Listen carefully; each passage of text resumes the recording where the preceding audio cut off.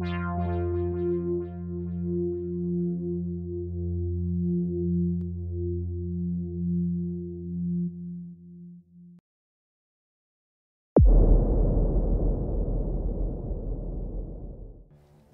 Agni, Hindu god of fire.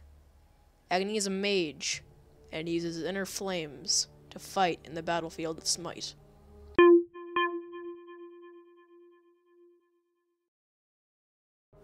Alright, so for this part of the guide, I'm going to be reviewing Agni, god of fire's abilities. Now first off, her passive is called Combustion. Now, after hitting with 4 basic attacks, Agni will gain a buff. On the next cast of Flame Wave or Rain Fire, well, I'll get to that later, all enemies hit by those abilities will be additionally set ablaze, taking damage every 0.5 seconds for 3 seconds. Damage per take 5, plus 10% of your magical power. Basically, you'll burn the enemies after you hit them 4 times. Alright, so first off, for our first active ability, it's called Noxious Fumes. Now, Active Fumes is an AoE, and where Agni summons a cloud of noxious fumes at the ground target location, wherever your cursor is, doing damage every second. Firing any of Agni's abilities into the fumes detonates the gas, stunning all enemies in the radius. And they last for 10 seconds, and the stun lasts for 1 second, and the cooldown is 12 seconds. Now, this isn't really meant for the damage the AoE does, but more of its passive, I guess you could call it. Whenever there's, let's say, a god or even minions in it, whenever you use either your 2 or 3 Flame Wave and Path of Flames, it stuns the enemy for 1 second, giving you time to pull out any other abilities. I'll talk about the combinations in later parts. So yeah, that's what that does. That's basically just her stun. I always call Agni a girl. I apologize if you hear me saying her or she or girl or anything like that. It's god, not goddess. Anyways. So, her second ability, Flame Wave, it is when Agni summons a wave of fire in front of him that scorches all enemies in its path, ignites noxious fumes. So, its cooldown is 11, 12, 13, 14, 15, depending on what level the ability is. You shoot in a straight line, and it does magical damage. Now, this is my favorite ability. It's really nice having a giant wall of flames hurtling at your enemies. It's just satisfying. So that's her main damaging ability. Now we're moving on to her 3, Path of Flames. This is when Agni blazes a path forward in a quick dash, leaving flames trailing behind him. And enemies passing through the flames catch fire, burn for damage every 0.5 seconds for 2 seconds. It also ignites her 1, Noxious Fumes. The path lasts for 3 seconds, and the cooldown is 15 seconds.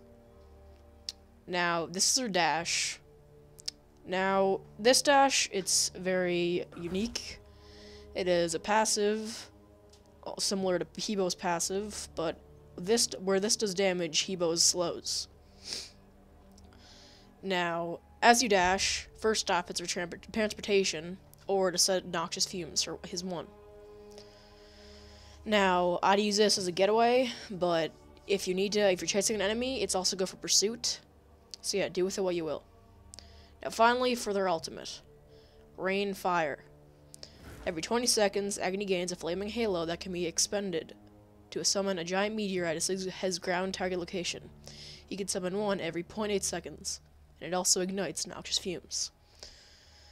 Now basically what this is saying is that Agni's ultimate, he casts a giant meteor to his ground location. It is an AoE target.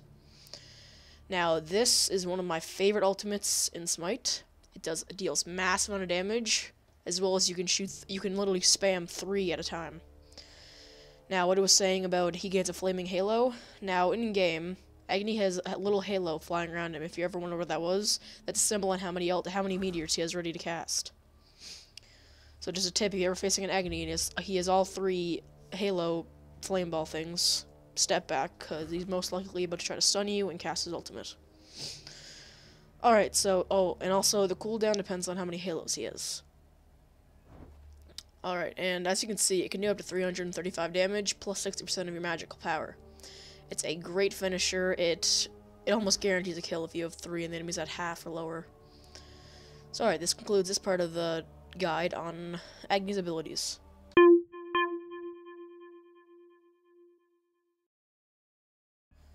We are moving on to the part of the guide that covers my favorite item build for Agni. Now, first off, of course, you're going to want to pick up the Boots of the Magi for speed and, of course, magical damage.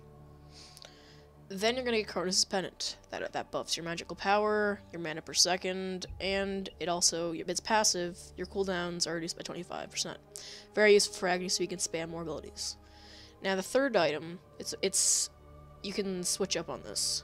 If you're against a tank, get Spur the Magus for some magical penetration, as well as some magical power. And also, its passive is enemies hit by or damaging abilities have their magical protection is reduced by 10, and an additional 10% for 5 seconds. Maximum 2 stacks. So if you're not against a tank, you get one of those rare lanes where you're not.